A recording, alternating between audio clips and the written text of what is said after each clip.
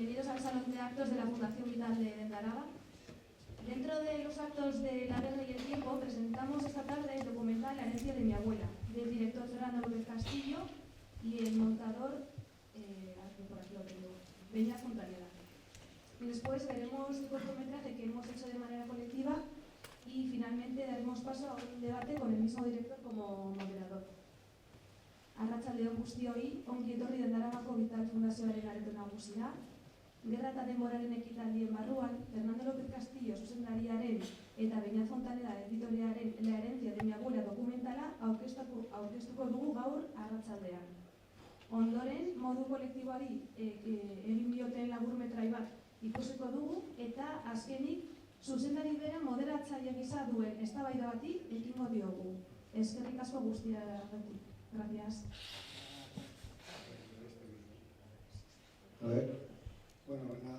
Eskerrik asko etortzeagatik. Ja daramagu denbora luze dokumental honekin aurkezten eta ikusten batez ere, eta hemen beste kontestu batean hilabete honetan egin behar den bai erakusketak, bai poesia, bai antzerkia eta dena, eta barruan ere sartu da La herencia de mi abuela. En este documental, como lo vais a ver, tampoco os lo voy a contar, pero surge de una situación familiar y hemos aprovechado para hacer un repaso de las dictaduras, de la franquista, de las dictaduras latinoamericanas que impulsó el Plan Cóndor y poco más. Hemos trabajado juntos, Beñat y yo, él es el montador y también realizador del corto que va a salir en primer lugar. Saldrá un cortito de 3 minutos que hemos hecho sobre la memoria, el tiempo, la guerra y sobre todo las actividades que hay este mes. Eskerrik asko.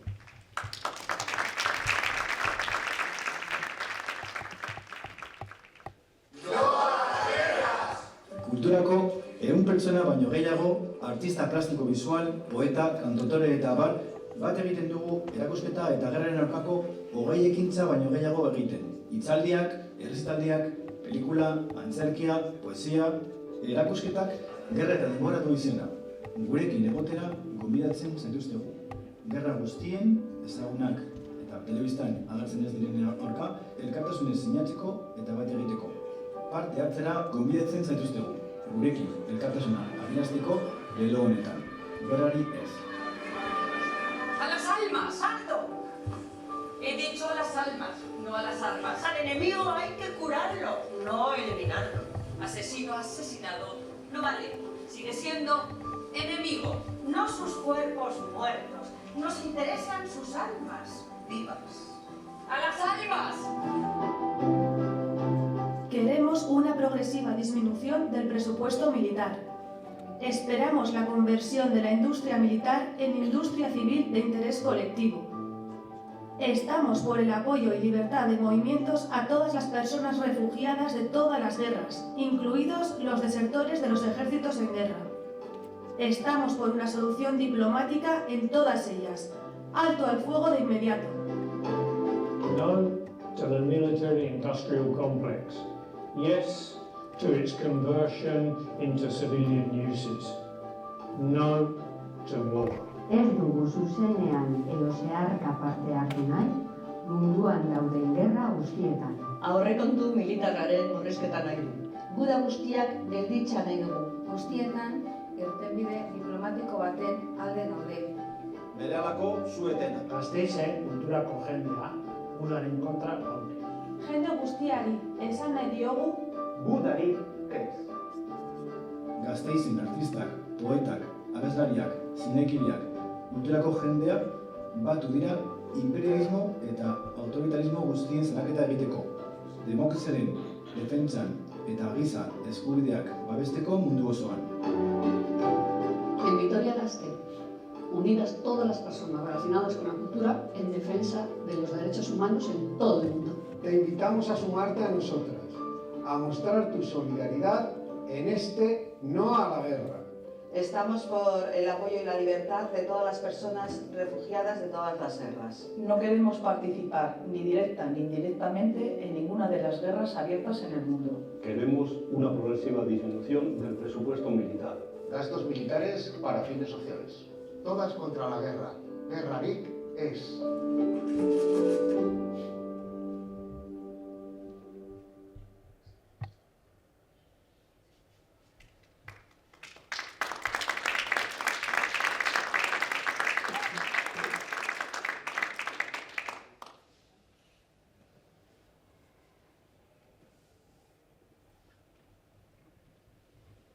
Como dice el propio sumario, más de 100 kilómetros hasta que en Cuartango es detenido por las milicias ciudadanas, que lo entregan al alcalde y luego a la Guardia Civil. Lleva en los bolsillos una pistola, 2 carteras y 2 billetes de 5 pesetas emitidos por el gobierno vasco. Jesús Vicente, autor del libro Aquí nunca pasó nada, relata los pormenores de la investigación. En 1936, el 28 de julio, la gente está en su casa, está en el trabajo, está en los ayuntamientos, está haciendo su vida normal. Y de repente empieza a oírse que hay un golpe militar en Logroño, que es el día 19. Ya es un hecho, y en toda La Rioja desde el día 21-22, tomada por el ejército sublevado. Y claro, la gente no... En la primera lista estaba mi abuelo y mi tío. Y yo a mi padre nunca le oí hablar. Pero ten en cuenta que mi padre, a mí eso no se me ha olvidado nunca, porque mi padre había sido la persona que más he querido. Mataron a su hermano que tenía 22 años y a su padre. Lo bajaron del monte. Bajaron a un momento, no habían dicho nada, pues nada, tenían que tener miedo, no tenían nada. Bajaron, los cogieron y los llevaron y ya está. En la escuela de actos y oficios la mayoría. La mayoría. Estos estaban juntos todos. Sí. Sí, los de Golos allí, en la escuela de actos y oficios. Y ya de allí lo bajaron a Vamos a mi padre a ver qué había sido de su padre. Entonces mi padre dijo, a mi padre lo mataron en la guerra civil y se echó a llorar. A mí me parecía que eso había sido indigno, inmoral. Unas personas que por sus ideales políticos fueran llevados a 5 kilómetros de Logroño y asesinados vilmente. Creo que mi abuelo y las demás personas deben ser reconocidas como que se ha cometido un acto inmoral con ellos, porque a nadie se le puede asesinar por sus ideales políticos. Vosotros erais muy jóvenes, ¿no? Solo tenías 20 años o así. 20 años, tenía yo 9 días. En el 37. Mi tío tenía 19. Y era del batallón número 4. Mira, este era. Me pasa que lo llevamos al centro y al centro estaban en los embalses del lugar. Porque eso sí recuerdo que lo llevamos nosotros. Mira, en Vitoria, cuando me cogieron eso. Las guerras se hacen para robar, para desposeer al enemigo y humillarlo. Pero la más cruel de las apropiaciones es el robo de niños, que justificó Vallejo Nájera en su libro Eugenesia de la Hispanidad. Escribió para argumentar lo que, primero en España, los nazis después y las dictaduras en general desarrollaron posteriormente de manera sistemática. A diferencia de lo que ocurrió en Nuremberg con los nazis, no se juzgaron los crímenes franquistas. España es uno de los países del mundo con mayor número de desaparecidos francos. Se aprobó la ley de amnistía de 1977, que impide juzgar a los responsables de la represión franquista.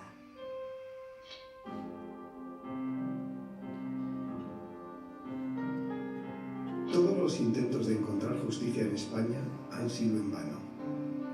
¿Cómo recuperar para nuestra memoria un desaparecido, un oculto a la vida de nuestra familia? El lugar donde mejor han resuelto las consecuencias de las dictaduras es Latinoamérica. Quizá volviendo a la tierra de mi padre, encuentre el rastro de mi tío Juan José. Mis abuelos de hecho lo han hecho, han existido excavaciones. Es un tema muy complejo, lo ha dicho el propio presidente de la República. Él en algún momento dijo que toda esta cuestión iba a terminar cuando todos los participantes o los actores hubiesen fallecido. Y el otro día en una entrevista dijo que empezó a dudar de eso, porque evidentemente cuando una historia no está muy bien, no está bien construida, cuando hay un sistema de coordinación represiva de las dictaduras sudamericanas para someter a la población que funcionó desde mediados de los años 70 del siglo XX y cuyo ideólogo habría sido Henry Kissinger, secretario de Estado de Estados Unidos. Fue el 25 de noviembre de 1975 cuando los enviados de las dictaduras de todo el Cono Sur firmaron el tratado de acuerdo sobre la ocupación. La dictadura empezaron en momentos diferentes. El caso de Paraguay, la dictadura empezó ya en el año 54, luego Brasil en el año 64, luego se llega a Chile, Uruguay en el 73, finalmente Argentina en el 76. Pero hay que recordar que todos estos regímenes empezaron a establecerse en el contexto global de la Guerra Fría y especialmente de la doctrina de la seguridad nacional. En todas las dictaduras de la región existió un patrón común de violaciones de derechos humanos, desapariciones forzadas, En el 76 torturas. secuestran de nuestra casa a uno de nuestros hijos, el del medio, Pablito, que tenía 17 años. Y lo sacan una madrugada, estando nosotros en la casa. Habíamos hecho un pacto entre nosotros. Si nos ocurría algo a cualquiera de los dos, quiero decir, si alguno de los dos era secuestrado, el otro se quedaba con Paulita, en ese momento tenía 3 años, y abandonábamos la militancia. Y desde entonces, concretamente, yo de mi hijo no tuve datos, sino tuve que inferir datos después, cuando ya se recuperó. La herencia de mi abuela es su dignidad y la firme voluntad de seguir adelante, continuar la búsqueda de Juan José y todos los demás, porque en ese camino vamos haciendo la vida, encontramos la libertad.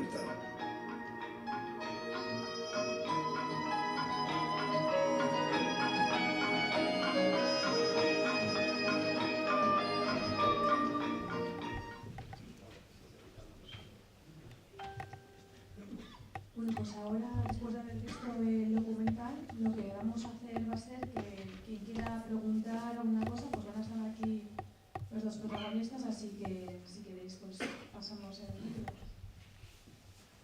Bueno, antes os presento a Silvia San Miguel, que acaba de llegar del trabajo, que es la autora de la música y bueno, de todos los temas musicales.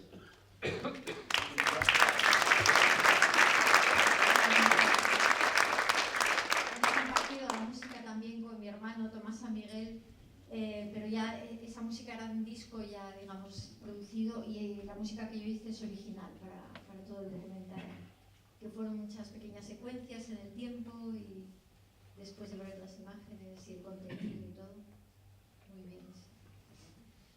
Bueno, pues si queréis ahora, Victoria, levanta la mano. Sí,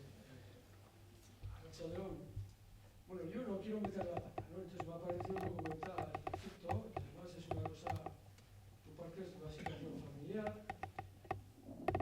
pero claro, no vivimos en una isla, ¿no?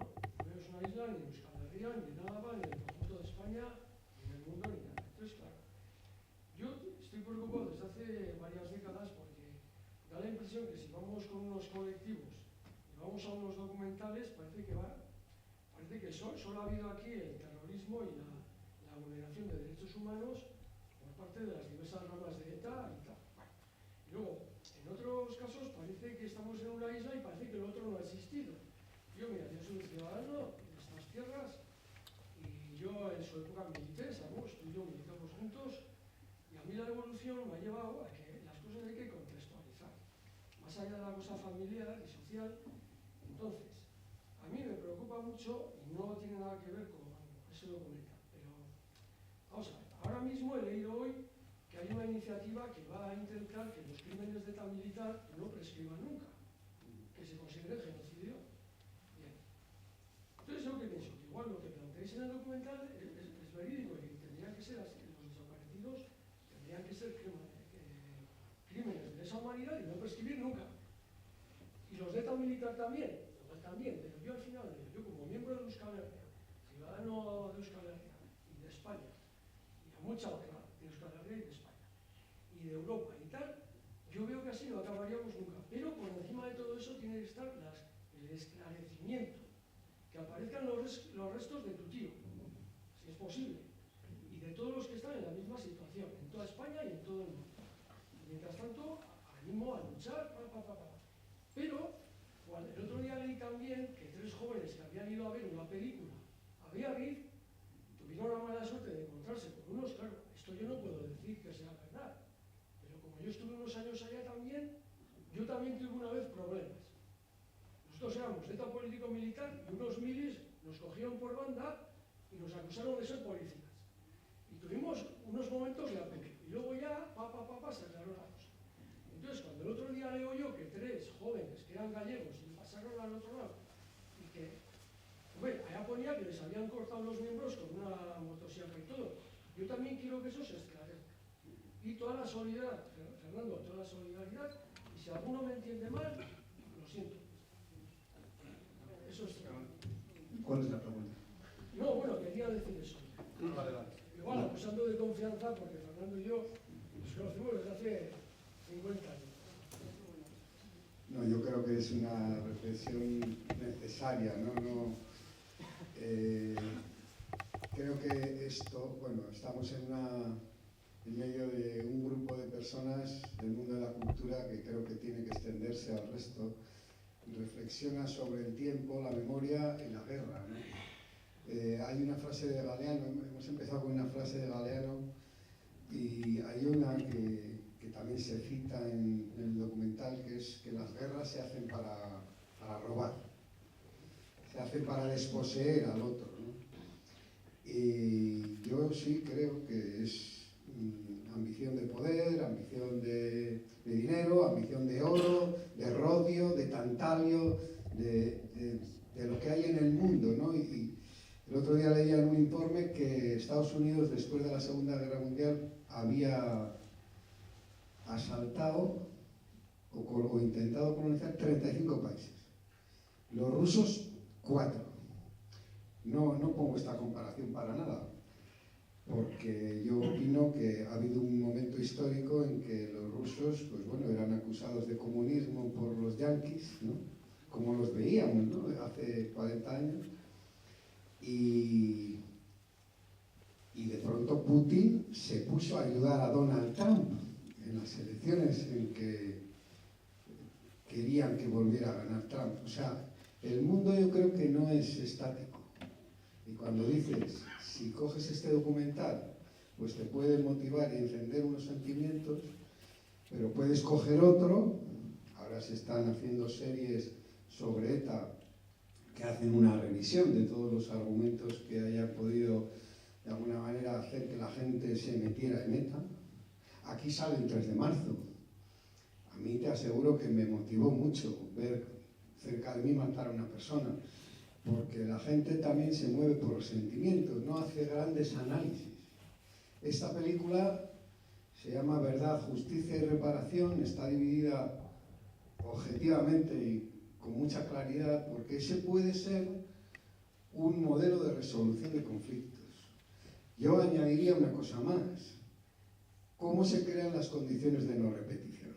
Y ahí es donde nuestra historia y la de todo el mundo que participa en un conflicto alguna vez puede tener sentido. O sea, tiene que tener sentido crear condiciones de libertad, de respeto de los derechos humanos, de evitar que haya dictaduras, porque es la manera de evitar los conflictos. Es muy difícil, porque cada uno parte de una situación y de una reflexión diferente. Entonces, aquí se da una visión. Se parte de una dictadura, aquí, la franquista, y fíjate, se cabalgan 40 años y parece que todo es igual. Se va a Argentina 40 años después, en los 70, y todo sigue siendo igual, ¿no? Y ahora tenemos 17 conflictos abiertos, además del de Ucrania. Y lo más que podemos hacer como seres humanos es manifestar pues una ilusión, una intención de evitarlo, sabiendo que no es nada fácil. No, es que me parece curioso que no se hace alusión, apenas se hace alusión, quiero decir, en otros medios, a las dictaduras comunistas. Por eso va a pasar el micrófono porque no se oye nada en la sala.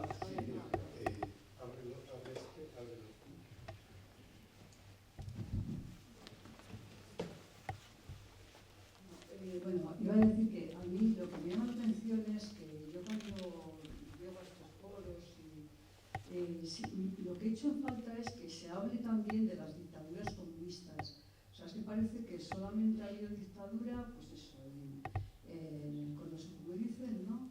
En Sudamérica, en España y, bueno, en Italia, por supuesto, y en Alemania, los nazis. Pero claro, luego está, tú has mencionado, ¿no? Lo de Rusia. Entonces, Stalin, a ver, parece que, o sea, y aquí incluso cuando se habla de fachas, es el fascismo siempre del mismo lado. Entonces, claro, yo he hecho en falta, y desde luego, claro, me gusta también comparar y la autocrítica y cuestionar cosas, ¿no? Entonces, claro, ya es que estamos, de hablar siempre de estas, o sea, no sé, yo te digo la verdad, que yo desde también ser víctima de lo mismo que has hecho tú, pero ya estoy un poco ahita, o sea, de siempre estar con el mismo, o sea, que parece que no hay más represiones, que no hay más desaparecidos, que no hay más, en fin, que eso también yo creo que tenemos que tenerlo en cuenta. No, estoy de acuerdo, lo que pasa que, bueno, ya decía, aquí se ha enganchado con una situación que, bueno, que ahora mismo ha generado el enfrentamiento que hay en la frontera entre la OTAN y Rusia, ¿no?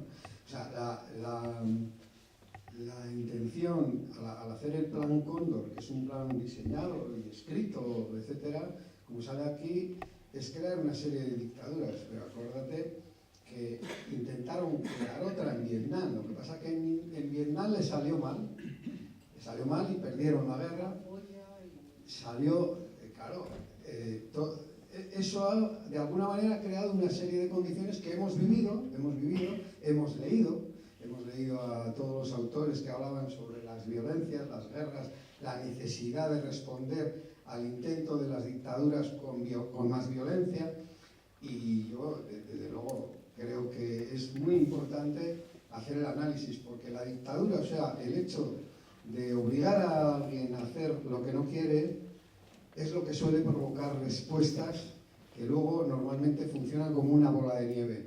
Alguien tira la bola y cada vez se hace mayor y entonces ya, por mucho que quieras pararla, no lo consigues. Entonces yo sí creo que hay que hacer esa reflexión. No sé si este documental no daba para hacer todo el estudio, ¿no? Pero tienes razón.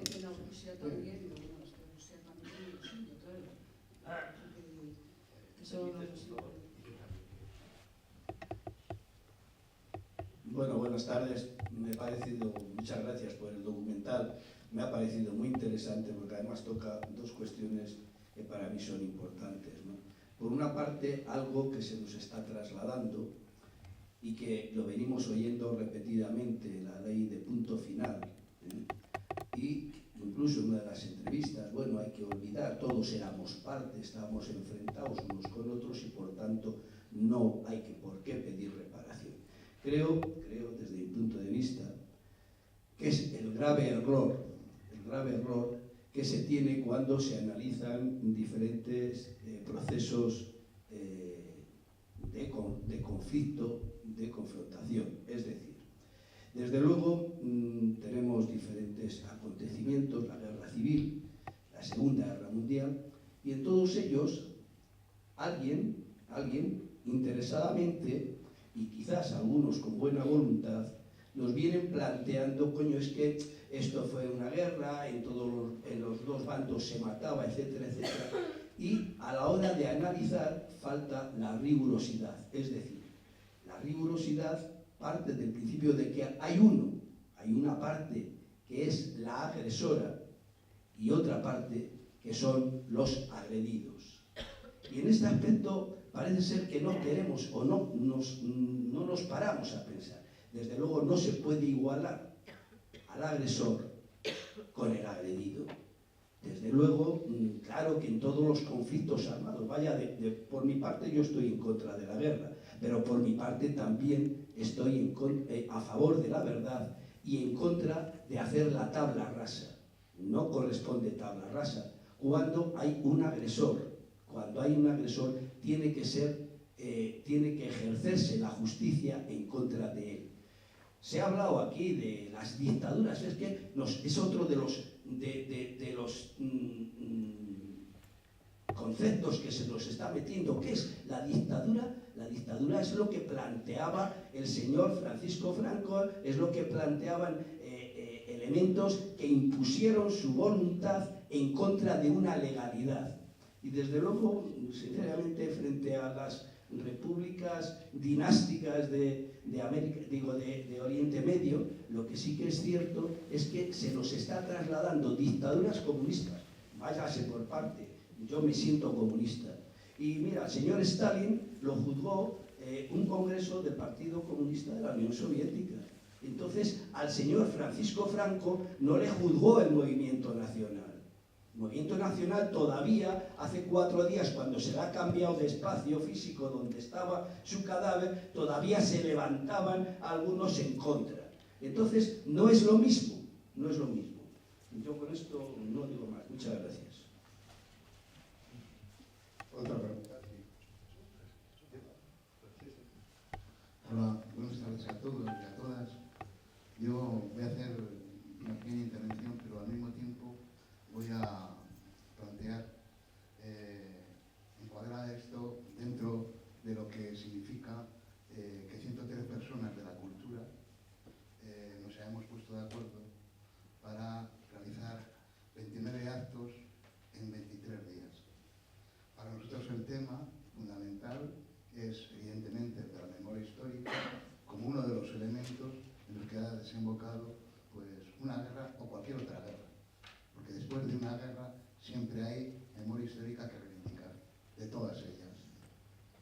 Para nosotros es importante hoy no quedarnos en la reivindicación únicamente de la memoria histórica, que también, por supuesto, sino de la reivindicación frente a la guerra, ¿no? Frente a los procesos que están abriéndose actualmente, que tú has hablado de no sé cuántos, 12, 16 y tal, pero que hay otros que cuentan 60 o más, ¿no?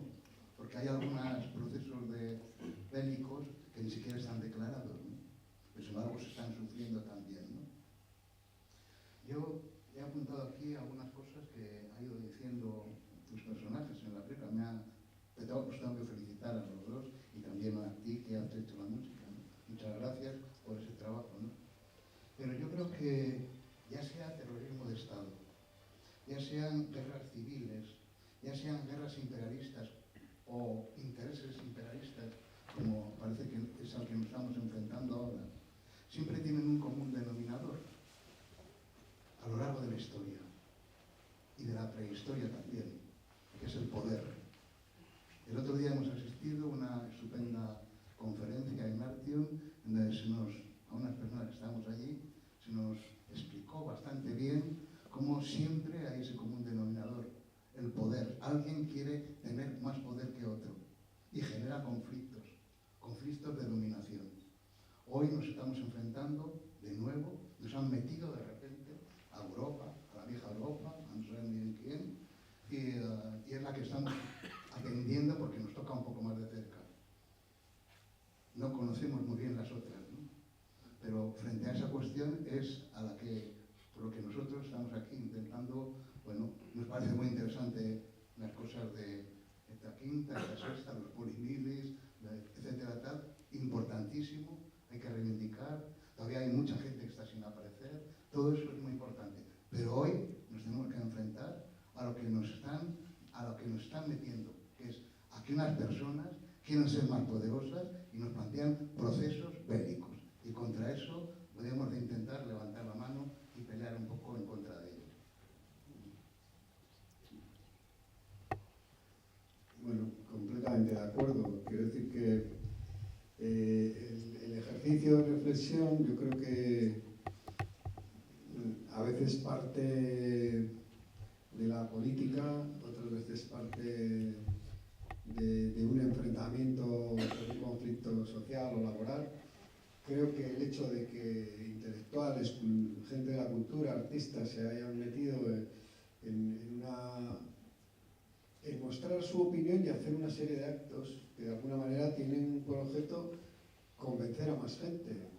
Que yo creo que la mayoría de la gente está convencida, a nadie le gusta, y mucho menos en esta guerra que estamos viendo por la prensa, de momento, por la prensa, porque está bien cerca, o sea, no está tan lejos, está a 3.000 kilómetros.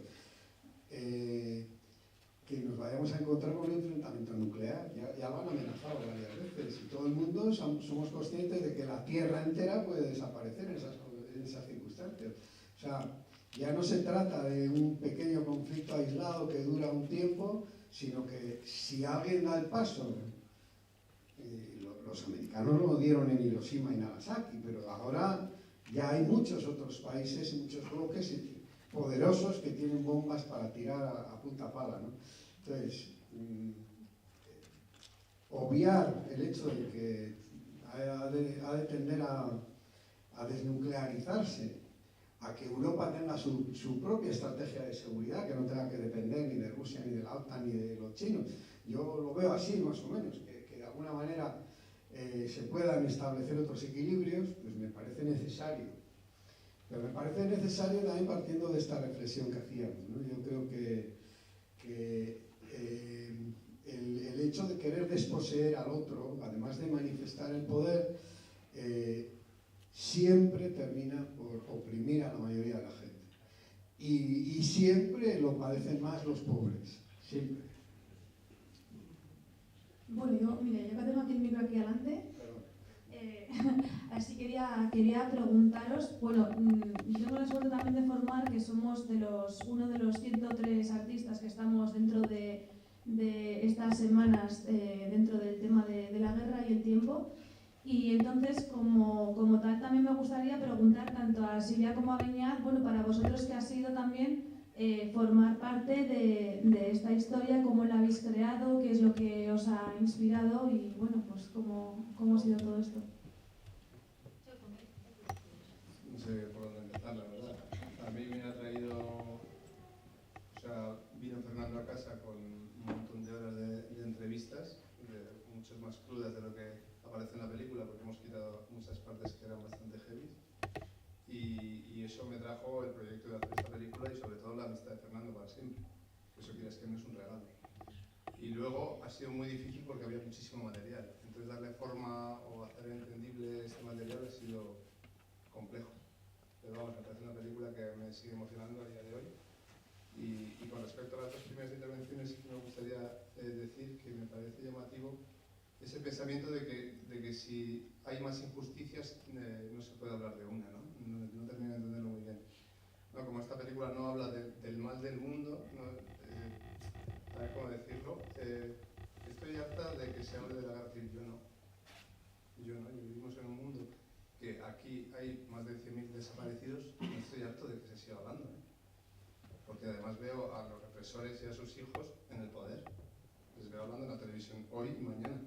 Entonces a mí no me harta hablar de la guerra civil porque me parece que en esta película se ve muy claro cómo las barbaridades que sucedieron en el Cono Sur, en España han sucedido y aquí nadie ha pasado por caja. Entonces a mí personalmente no me harta.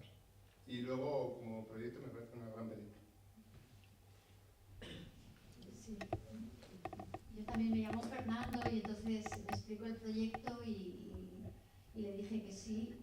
Le dije que sí también porque nos conocemos hace años también, me gusta hasta ahora también artísticamente lo que ha sido haciendo en relación al cine y pensé que era, aunque duro, porque me parece un tema duro, porque a la hora de hacer la música hay que visionar muchísimas veces cada escena y escuchar, porque procuraba también hacer la música en función del diálogo, es decir, no tapando la palabra, sino intentando meter música cuando había espacios de silencio y todo eso pues lleva tiempo y hay que visionarlo muchas veces y son contenidos tristes y duros, pero aún así pienso que siempre hay luz y esperanza ahora también un despertar, que aunque sigamos cayendo en la misma piedra, pero creo que tiene que empezar por uno mismo, por tener paz con uno mismo y también procurar que en el entorno de uno la haya. Y si con el arte podemos apoyar esto, creo que el arte es una energía buena, curativa, transformadora, que hace que la gente pueda soñar y ante tanta dureza, aun el que peor la ha pasado, yo creo que con la música y con el amor de las personas se puede curar también. Y yo, bueno, feliz de haberla hecho también y de haber aprendido, porque tampoco sabía muchas cosas de las que vi en la película. Y una vez también leyendo decían, si tuviéramos la posibilidad de volar en una nave espacial y alejarnos del planeta Tierra y ver este planeta desde muy, muy alto, muy lejos, igual seríamos capaces de ver y sentir que somos todos uno con este planeta. ¿Y por qué tantas disputas, tantas guerras, tantos enfrentamientos? Si es que somos mucho más parecidos de lo que creemos. Entonces nos vendría bien un viaje espacial, ver este planeta maravilloso con su agua, sus bosques, todo, y pensar que somos todos un uno. A ver si alguna vez ya paramos.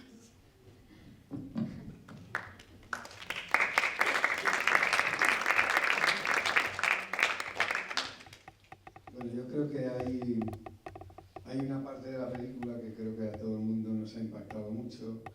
Es cuando las víctimas, todas, sin excepción, dicen que no les mueve ni el odio ni el rencor.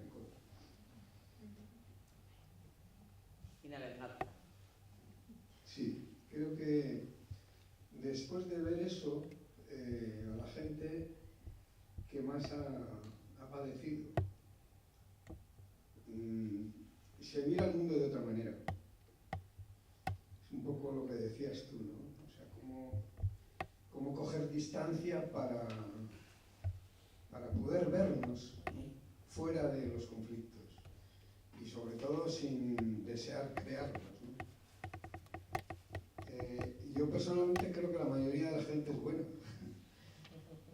Lo que pasa es que los malos tienen más armas y más astucia para conseguir las cosas. Claro, porque los demás vamos por ahí, por el mundo, hasta que te toca algo serio, ¿no? Hasta que de pronto dices, ya me toca a mí también entrar ahí en esa movida. Bueno, yo creo que es importante que hagamos estas reflexiones. Hoy mismo, me parece, he leído en la prensa o ayer, que el alcalde de Vitoria se ha enfrentado con Denis Itxaso, que son socios de gobierno en todas las instituciones, porque ha solicitado que el Estado pida perdón.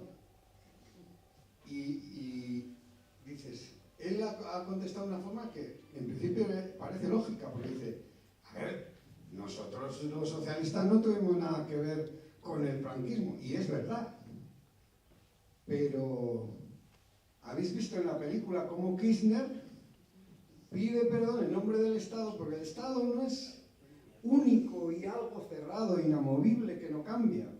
No es de nadie, no es del Partido Socialista, ni del Comunista, ni del PNV, ni de nadie. Es algo que sí puede revisar el pasado y hacer como ha hecho Kirchner.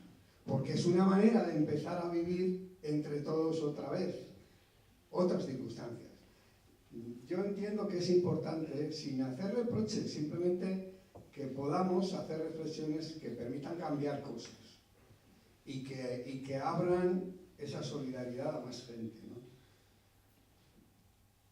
¿Qué hablarías? Sí. No sé, yo me quedo con una frase. No sé, sí, está por ahí. Yo digo que yo me quedo con una frase que se sale de la película, que nos citó un poco en el momento que estamos tratando de transmitir con esta iniciativa que se ha hecho. ¿No? Creo que era el alcalde de Ábalos, era esa persona. ¿Era el alcalde de Ábalos, la persona que sale en la película? ¿Alcalde era o qué era? No, ha habido tres que salen. No, ha habido tres el que pone las placas. El que pone las placas. No, es el nieto de uno. Ah, bien, ahorita. Ese ha dicho que vive en Mondragón. Era por identificarlo sin más. Ha dicho en un momento que, joder, que estamos en el siglo XXI, que él no pide ni venganza, ni tiene odio, y a mí eso me parece que lo que está reflejando es una frase que todo el mundo tenemos asumida: estamos en el siglo XXI y no pueden pasar estas cosas. Pero hay una sociedad que es para hacernos mirar. Entonces, dice que no puede pasar, y está pasando, hemos hablado de la guerra esta principal que hay ahora mismo, de otros 17, de otros 50 conflictos, de lo que está sucediendo en la sociedad. Creo que tenemos que hacer una reflexión todos, y estamos en el siglo XXI, tenemos que ser personas del siglo XXI, y parecemos todavía cromañones. Sí, completamente de acuerdo. Saca la voz, Juanma.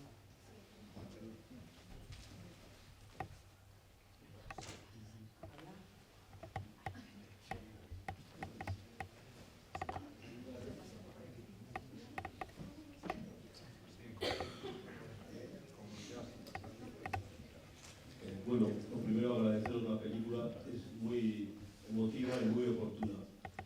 Desde hace mucho y para mucho tiempo, por lo que creo que estamos viendo. Voy a decir, respecto a alguna intervención, alguna cosa que ha habido de comparación de las dictaduras y demás, voy a decir que hace pocos días un amigo, un artista victoriano al que creo que casi todos conocemos, ha puesto en redes sociales un comentario de a Picasso. Le fueron a visitar unos turistas alemanes y le dijeron: ¿usted ha hecho esto, el Guernica? Y les contestó: no, lo han hecho ustedes. Y esa es la realidad que tenemos nosotros como creadores y la necesidad de intervenir. Alguien dijo que Picasso era Picasso, insoportable, insufrible, con una personalidad pues muy controvertida, y que los alemanes no tenían la culpa. Y eso no es así. Los pueblos tienen la culpa, todos, de lo que sucede en su país, en las instituciones. A Hitler le votaron el pueblo y llevó adelante. Y esa es nuestra responsabilidad, lo mismo que la responsabilidad de los argentinos, de los españoles respecto de la República y de nosotros ahora. La derecha, las derechas, es una masa oscura, negra, informe, que abarca muchas cosas y a muchas puede abarcar hasta la socialdemocracia tranquilamente, ¿no? Desde la ultraderecha a la socialdemocracia.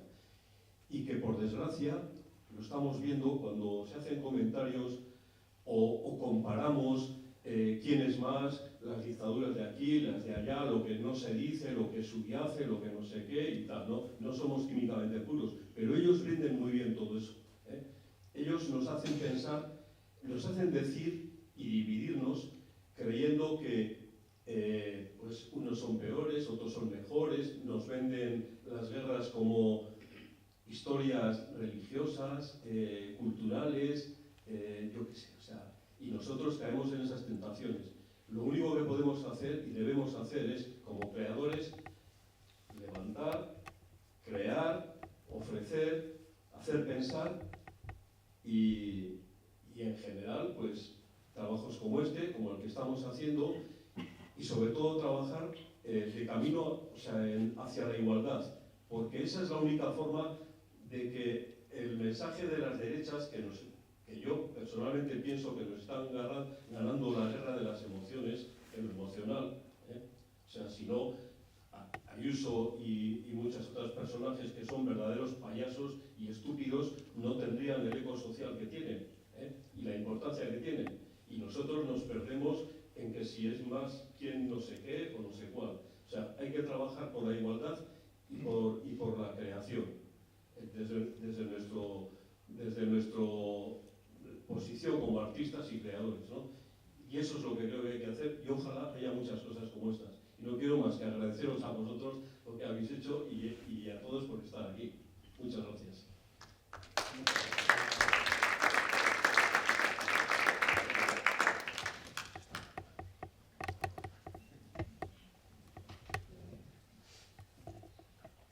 Bueno, pues sí, Miguel.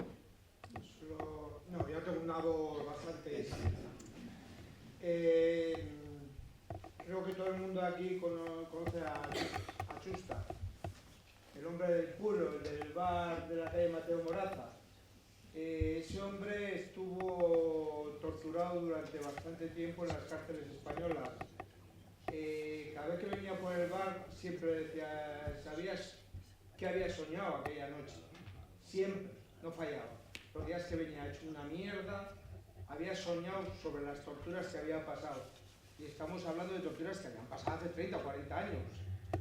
En este vídeo sale muchísima gente que habla de las torturas.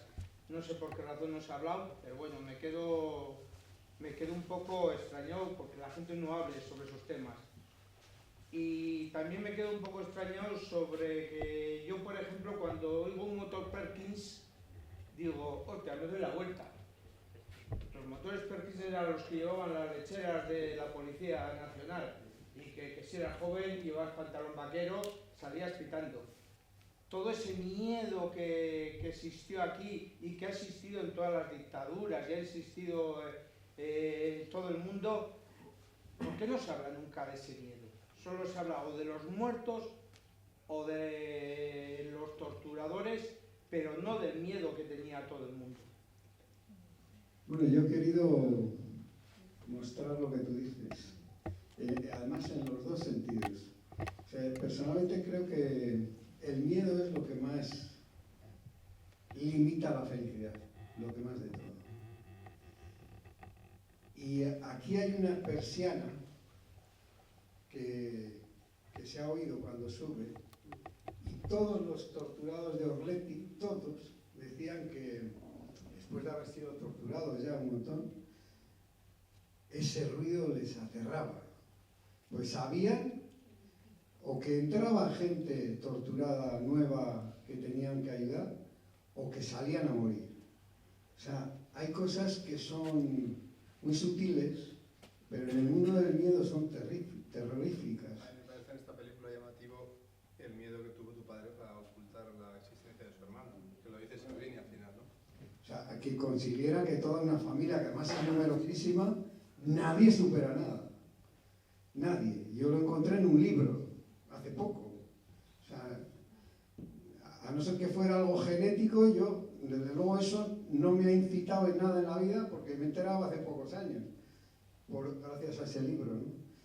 Y que toda una familia haya conseguido ese pacto de silencio, bueno, pues porque en nuestra calle, en Ramiro Maeztu, había un señor que se llamaba Podaca, que decían que había matado a 120 y tantas personas, y que hizo un informe de mi padre. Yo lo he encontrado, el informe.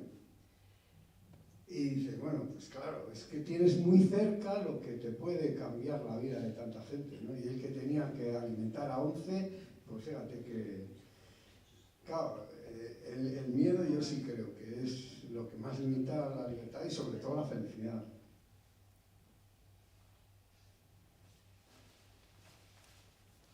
Bueno, pues ha sido un placer, muchas gracias por venir y espero que nos veamos más veces hablando de esto y sobre todo intentando, aunque no se consiga, cambiar algo, ¿no?